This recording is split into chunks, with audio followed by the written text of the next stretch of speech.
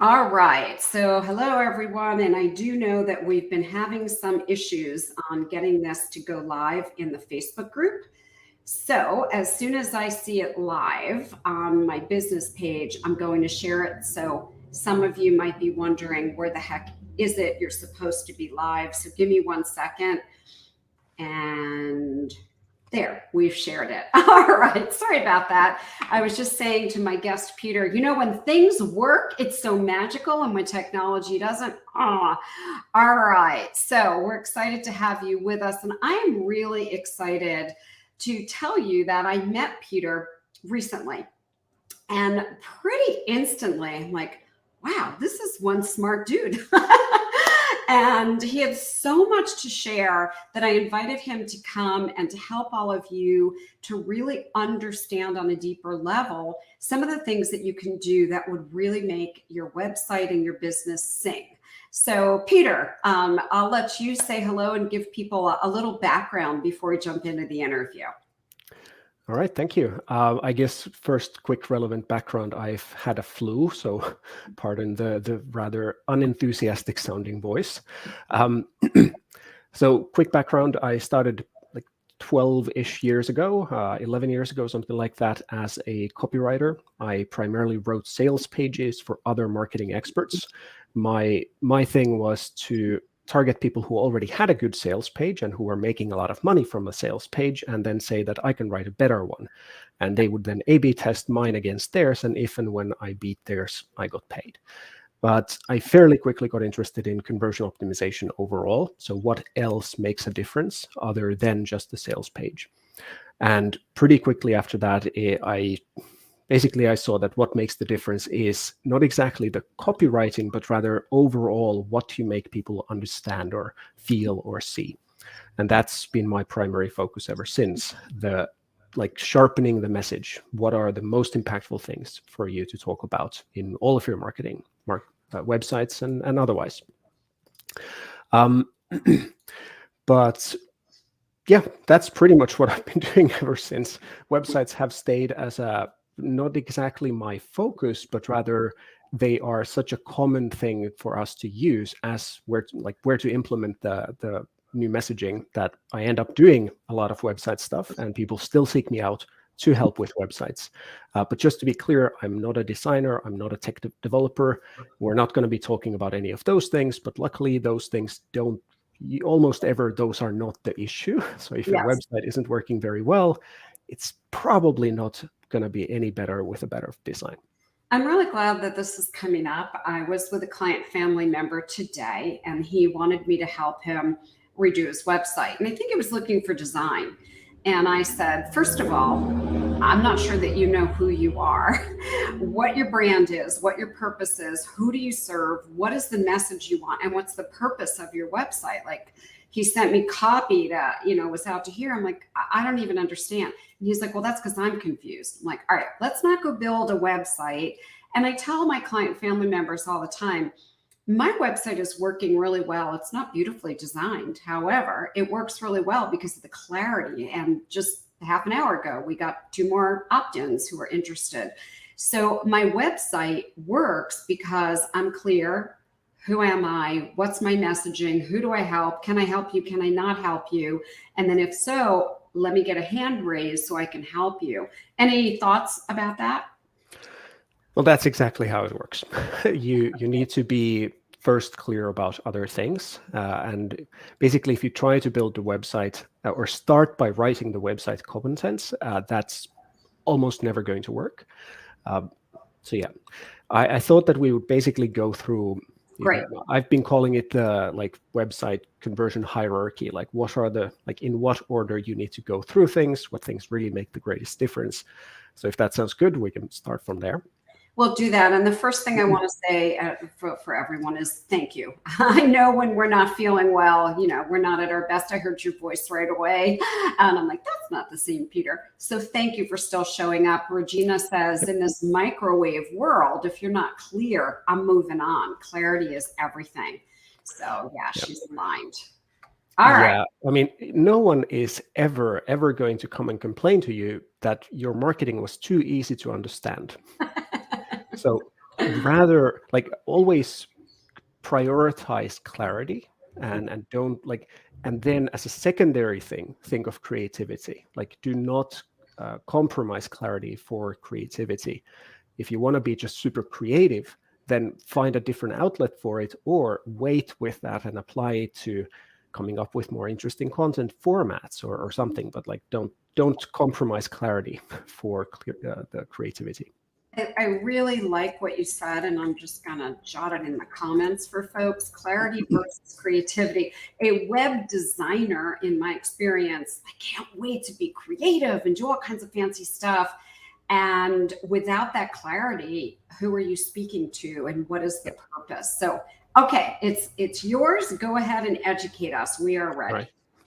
So where I think it makes the most sense to start, and to preface this, I've been doing website update works for over 10 years now, and there has once only been a project that didn't create a measurable improvement.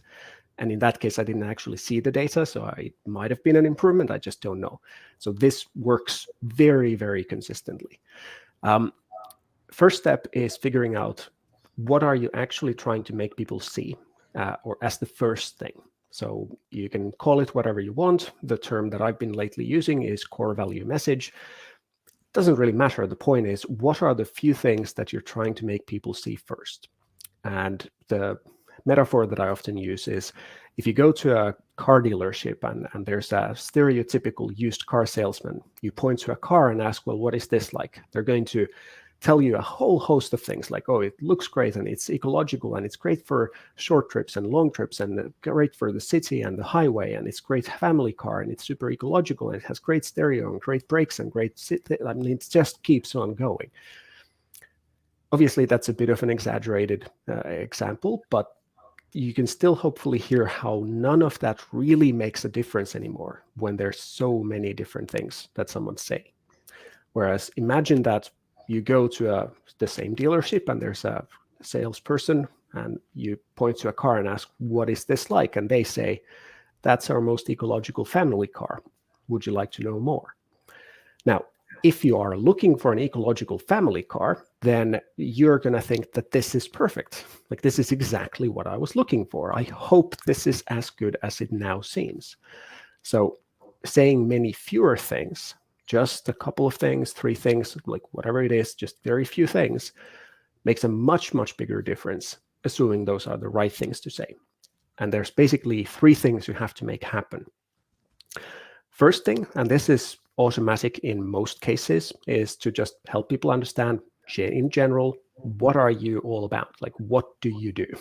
So if you sell tomatoes, or if you sell I don't know, marketing coaching, like it's pretty clear what it is. So in most cases, this is automatic. But if you sell something like a little bit unusual relationship coaching or many life coaching types, or an unusual new sort of software, or like I had one client who had built basically a survey software. And the problem was that no one saw what's the point of this, because they already had some survey softwares.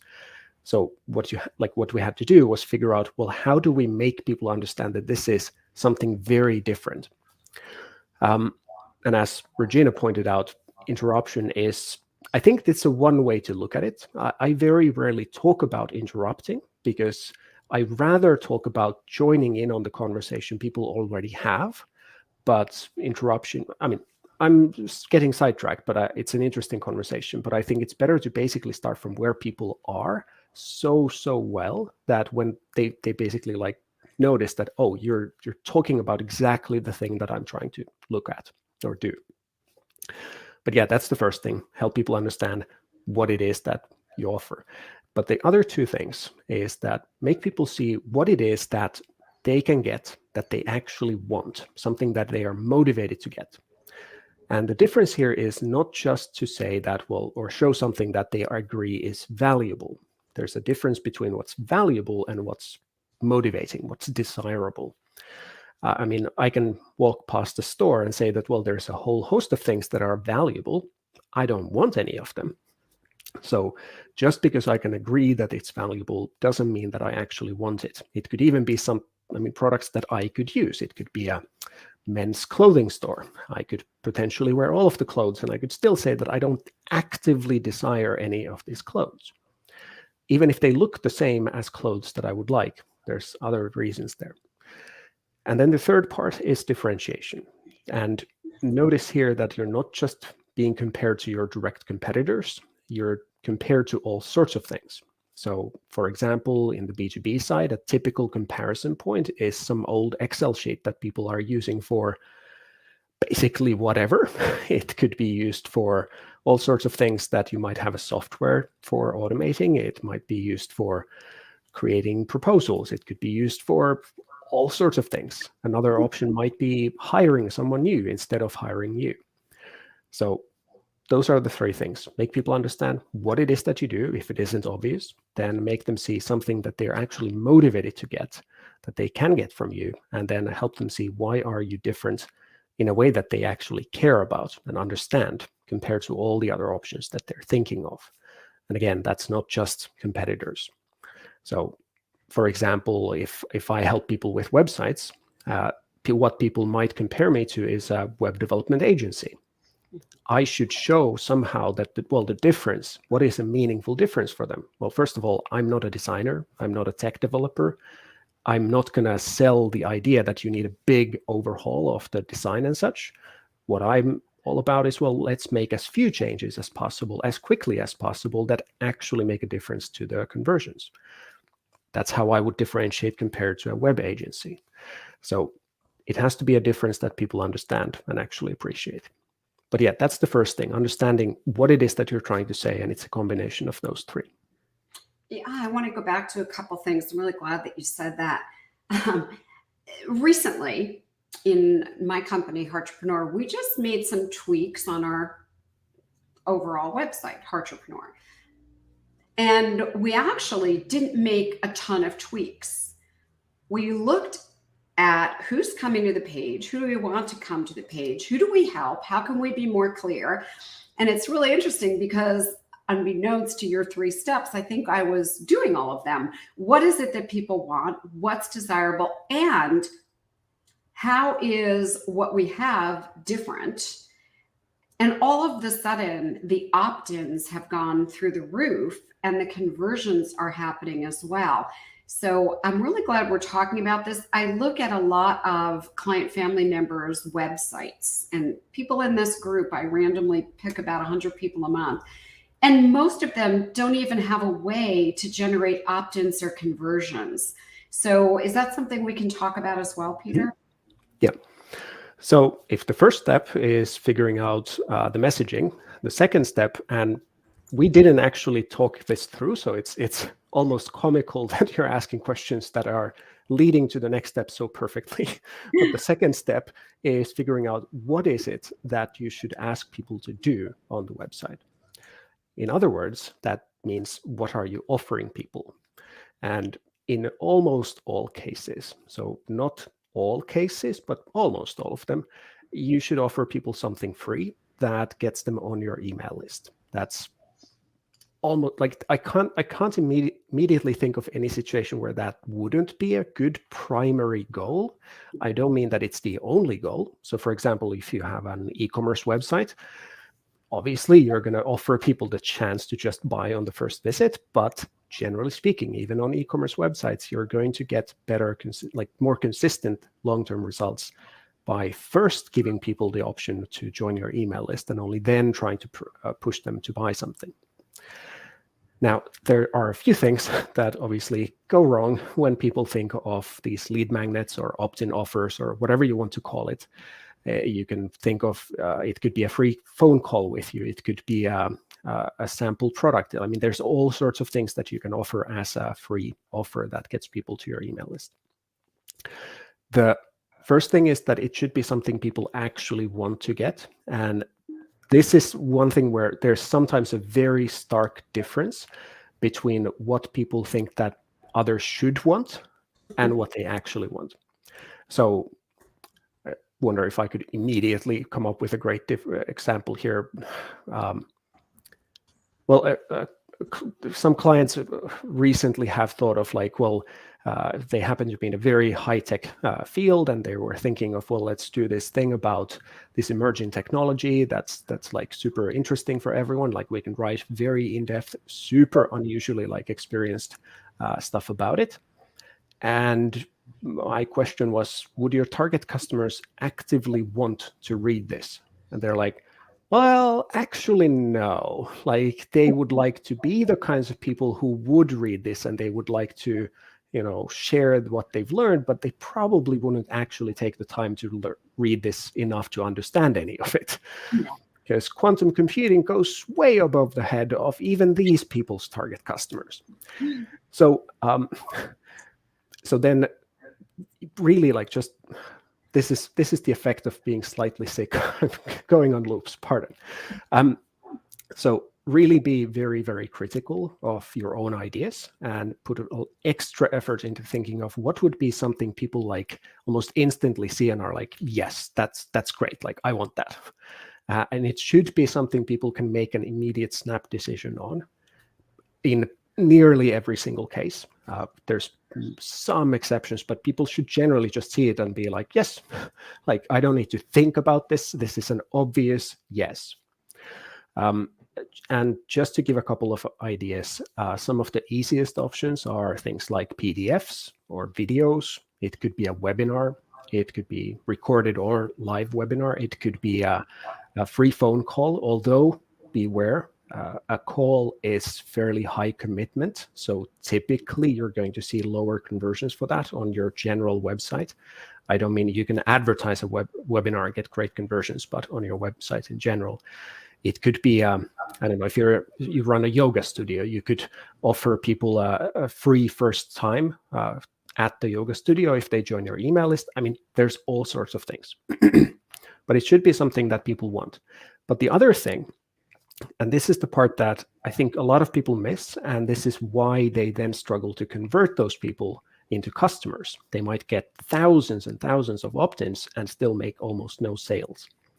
This is something surprisingly many people reach out about, because it's very frustrating to have an email list of 50,000 people and make one sale a month, if even that, for some cheap product. So think of what would attract your target customers, people who actively want what you sell, and make the lead magnet something that actually supports the reasons for buying. So to make that a bit more practical, let's say you sell coaching, and the reasons why people would hire you as a coach is that they want to get really practical, very clear steps to follow.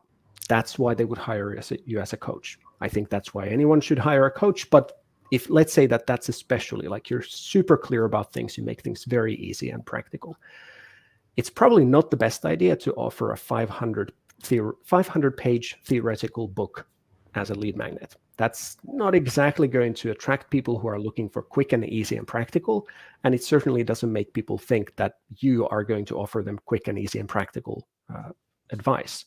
It's going to associate highly analytical, extremely detail-oriented, potentially like professorial or academic approach to you. Like that's going to be what they think of you. And I know that sounds like a fairly exaggerated example, but it's not nearly as far-fetched as it might sound. But that's maybe the most obvious one. Another one that comes to mind is, let's say you're selling some sort of advice on how to train for a marathon. And if you would then have a PDF about, let's say, a quick home exercise routine, basically you're going to attract marathon runners, but you're not specifically going to attract marathon runners or wannabe marathon runners. You're just going to attract people who, for whatever reason, want to do some exercises at home. So really think of what will attract the right people, and not only that, but associate the right things to you in their minds, because that's going to easily make a tenfold difference, if not more, to how many of those people who opt in actually end up buying. I just want to speak to that for a moment. I can't remember what I Googled the other day. It just kind of flew out in my head. However, I downloaded a PDF because the topic sounded perfect. And then when I was reading it, I'm like, that I'm the wrong audience, and there wasn't clarity in what they were actually going to provide. And so instantly, I don't even, I looked at like 2 lines of the PDF, went, oh, this isn't for me. And then I unsubscribed. Yep. And, I think it's really important. I'm glad we're mentioning this, as we started out by talking about clarity, that you are speaking to the right people, and that your information, whatever it is, a template, a checklist, a video, a webinar, that it actually is not only attracting the right people, it is giving them something that they want, not what you want to offer. So thanks for letting me just go back and clarify. That's an important point. Yeah. But yeah, that's the second part. And so the first one was understanding what it is that you should help people see, or what it is that they need to understand so that they want something from you. The second is offer them like an easy, appealing next step towards buying from you. And then the third step in this whole process is looking at the actual content of the website. So now we're finally getting to the website, because we have the key ideas of what we're writing around, or what we're building it around, and what we are offering there. Because that free offer, that free next step towards buying, that's what you are guiding people towards on almost every page. There's a couple of exceptions, but generally almost every page is going to direct people to that. So the third step is the content. So I usually divide this into 2 parts. There are the blog articles and such content pages, and then there's the sort of the key pages of the website. So your homepage, about page, landing pages, sales pages, services pages, pricing, whatever, like these sorts of pages. And I would start from those. And the key thing here, kind of similar to actually the structure of the lead magnet, whatever it is to give people something they want, or what it is that they want when they come to that page. Do provide that so that people can feel like, okay, great, I got what I wanted. But before you end the page, or before you even fully give people that sensation of I got what I wanted, make them see what is the next natural step. And then offer it. It's the lead magnet. That should be the natural next step. So continuing, let's say, with the yoga studio example, if the next natural step would be a free ticket to a beginner's class, for example, then a page about, let's say, the type of yoga that you teach could be separated into a few sections, and there could be like basically the benefits of this type of yoga. And one of them could be let's say about spine health or something. I don't do yoga. I don't know. But let's say spine health. And you could write about, well, how commonly people have problems X, Y, and Z with their back, and pains and aches, and what sort of things it leads to, and how people get shorter over time because they basically just don't stretch in the right way, and like talk about all of those things. And then he even mentioned that not all yoga is going to help with this, that there's plenty of yoga that it's healthy in many ways, but it doesn't help with this specific thing. And if you, the reader, would like to see how to do yoga that helps specifically with this and everything else that we're going to talk about on this page, then come to a free introductory lesson. Type your email here and we'll send you a ticket. So by giving them basically what they wanted, which is a description of the service, we are also highlighting what's the point. That could also be a page about back health in general. So you could advertise the page, or you could search engine optimize it so that people who are searching for something like back pain, maybe they find your article about back pain. And within that article, yes, you're teaching them all sorts of things about back pain, but you're also pointing out how not all yoga is going to help, but there is yoga that will help. And hey, if you're interested, come and try it. After that one lesson, you're already going to feel a much better. Your back won't be aching for the next 3 days at all. So just come and try. It's free. That's like how you can lead from purely content, like not at all salesy content, very friendly, truly useful content, into a very effective sales pitch. That, again, doesn't feel like a sales pitch. It feels like, great, I can get this for free. I already want this, and now you're offering it free. Fantastic. So it feels like a very natural next step towards buying. Yeah, let me speak to that for a moment, because I'm loving your approach. Like when the first time we talked, I'm like, oh, we're so aligned in how we think. I find that most people's lead magnets, whatever they might be, don't necessarily create a lot of value. And I downloaded one, I think it was last evening. Yeah, it was last night. I was really excited about this. I follow a whole minimalist movement. I'm like, oh, this is going to be awesome. And I read it and I'm like, this is about decluttering, and it's all a pitch on how to work with the person. And I didn't get one tip. I didn't get any value. So because I got absolutely no value, it was beyond unsubscribing. I had like a very poor taste in my mouth. It's like, ugh. On the other hand, a few weeks ago, I downloaded something else from another site dealing with minimalism. And I got not just useful content. I loved what you had said about the free ticket. Instantaneously, they gave me a free ticket to a webinar where they were doing a Q&A to go deeper on what was in this very, very valuable intro lesson. I jumped on that. It wasn't even at a convenient time. Like, I don't care. I want to be there. We, doing our boot camp, we are giving away free tickets, and we're doing that. And I think we had 63 people sign up for our boot camp overnight.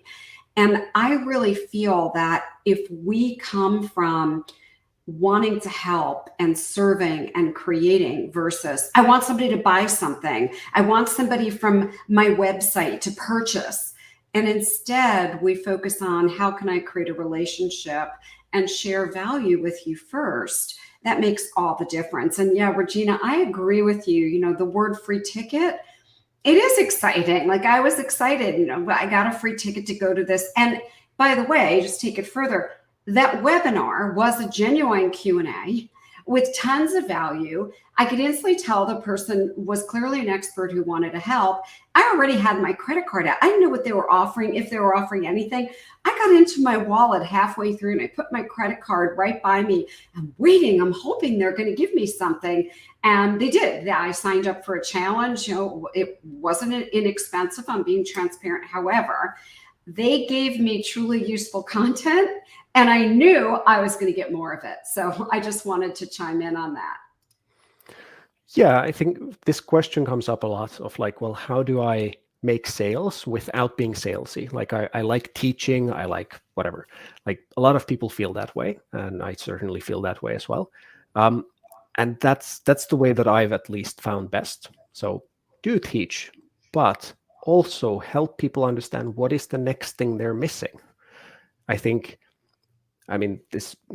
don't know if it's quite accurate to say that it's the opposite of teaching, or if you're doing something wrong if you don't tell people what the next step is. But I think it can certainly be genuinely helpful to tell people that, well, now that you have the answers to your original questions, the next questions you should answer or find answers to are X, Y, and Z. And by the way, here's the answers.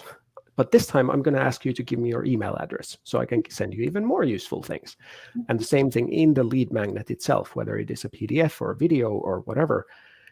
People will gladly consume fairly large amounts of content if it is done well, and it can lead to a lot of sales. At one point, I had people opted in for a video. They didn't know how long it was. It was, I think, 45 to 50 minutes long.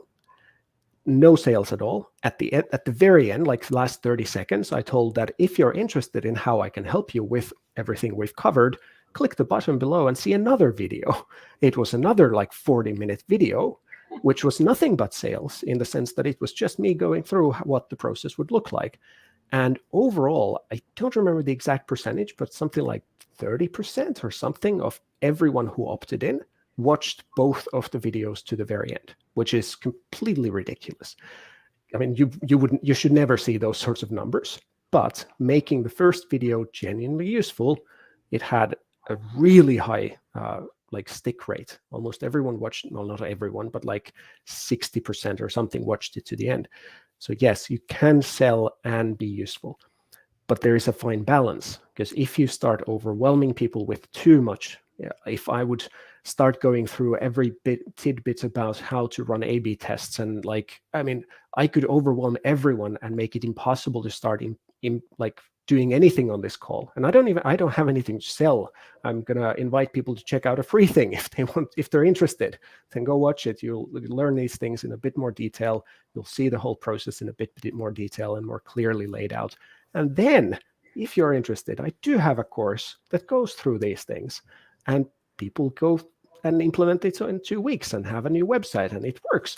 So yes, but I don't think there's rush to it, and I think most people should remember that, or everyone should remember that.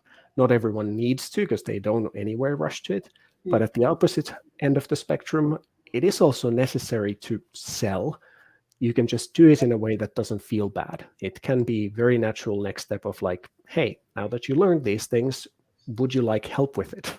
Yeah, it's really, I love what you're saying here. It's really simple. It's like, oh, good, Regina, little bites of valuable info that you can build on. Yeah, exactly.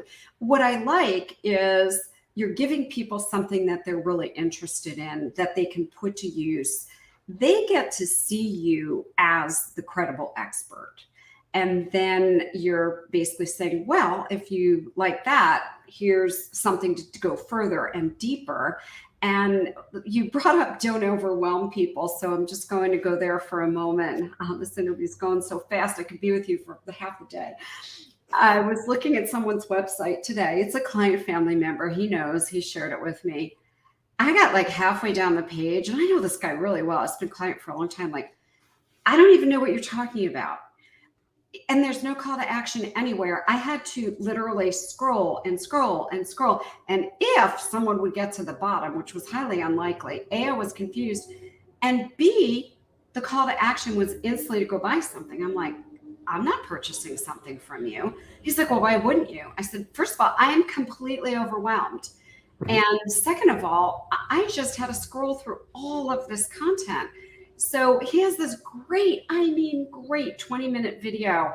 That's one of the best training videos I've ever seen. I said, just do a real simple opt-in for the right people. Let them go watch this, go create value for them. And then you can see if they want to go further. And it was funny to me. He's a very, very smart guy and knows a lot about marketing. It was just one of those, I could have had a V8 moments like, oh my gosh, how did I miss that? And my question to him, important for everyone, that's why I'm asking it, is, did you design the page or did a web designer? He said, this really creative designer did. I said, I love web designers. However, they're not the people that you want to create the content. I don't mean any disrespect to web designers who are watching. I just prefer that my client family members do what I do, which is understand the things Peter's teaching so you know the content, and then you can have it match. Don't just turn it over to a web designer, because trust me, I don't want to talk about this, but in the 30-something years I've been on the internet, I've spent hundreds of thousands of dollars on web design to just find out that it didn't work at all. So Peter, let's sum up the takeaways and then tell people, because you walk your talk, how to get your lead magnet, if you would. Yeah. Just a quick note about design. That would be sort of the final step. And how I look at it is that it should just support what you're trying to say on the website. So if you're all about simplicity and clarity, then like probably want to also have fairly simple and clear design and so on. And also it's about usability. It's about making things easy to find, making things work the way people assume they work. But yeah, nearly all website redesign projects fail. It's easily 99%. If failing means it doesn't impact profit. And that's because web design companies are generally filled with designers and developers. That's what they are good at. They're good at making it look good. They're good at making it technically work well.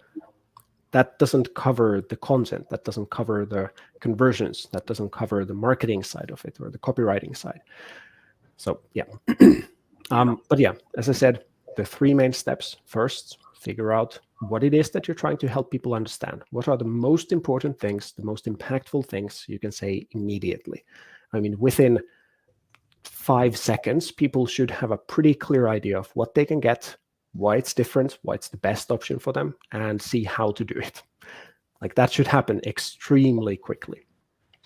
The second thing is have a lead magnet, whether it is a traditional lead magnet like a PDF or something. Doesn't really matter, but it should be something that is appealing for the right people and makes them think of you as the best option. So not just any random PDF, but a PDF that actively makes people significantly more likely to want to hire you or buy from you. And then the third step is to actually write the content of the pages. And that's honestly relatively simple step, assuming you have instructions for it. But like, that's not a super complicated thing anymore. You don't have to have fantastic copy skills or anything like that. You can very plainly, very simply tell people the things. You don't have to have super fancy language skills, or I mean, I'm a Finnish guy. English is technically my third language, and 10 years ago, when I was still making tons of grammar mistakes, I still beat a lot of very good copywriters just because I paid even more attention to just the things that really mattered the most. So, and that's what I've built my whole career on. So really just go through those, and then, and yes, as Regina says, Kiss, keep it simple, stupid. But yeah, like really focus on those first things, and then the design and technology are something you don't slap them on, but like they are more of an afterthought than something that you start from. Like certainly don't start from there, and you're much more guaranteed to get good results. And I'll just say, I am really glad that you mentioned design and technology being the final step. Most of my client family members over the years all wanted to start there. Like, oh, which platform should I use and which designer should I hire? I'm like, do you know what you're putting on and what the purpose is? Well, not yet. So I'm glad you said that. Yeah, and those projects typically end up being months and months and easily costing even tens of thousands. And like, I mean, just for context, people who go through my course on it on their own while doing all their other work update their website in 2 weeks. Like that's the median time. That's the most common time for people to go through the course and implement it. So it really doesn't have to be this massive thing. Obviously, it can take long if you painstakingly think of every single word, but you can do it very quickly and you're guaranteed to get results with it.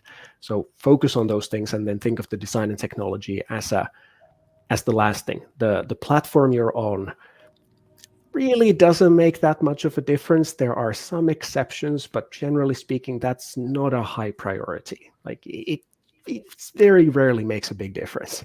Yeah. I'd love to say that, well, this sponsored, I mean, this whatever, Squarespace or something that sponsors me, like go to them, they're going to make you much more money. Like, no, I'm not sponsored by any, because I don't think any one of them is somehow significantly better than the others. I'm not even affiliated with almost any of them.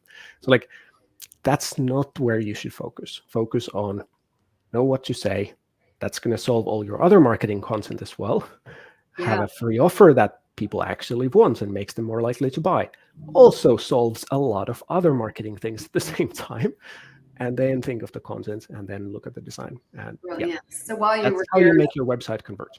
100%. While we were here with you and you're talking about how your website converts, all of this relates to your entire business. I think people are hopefully getting that.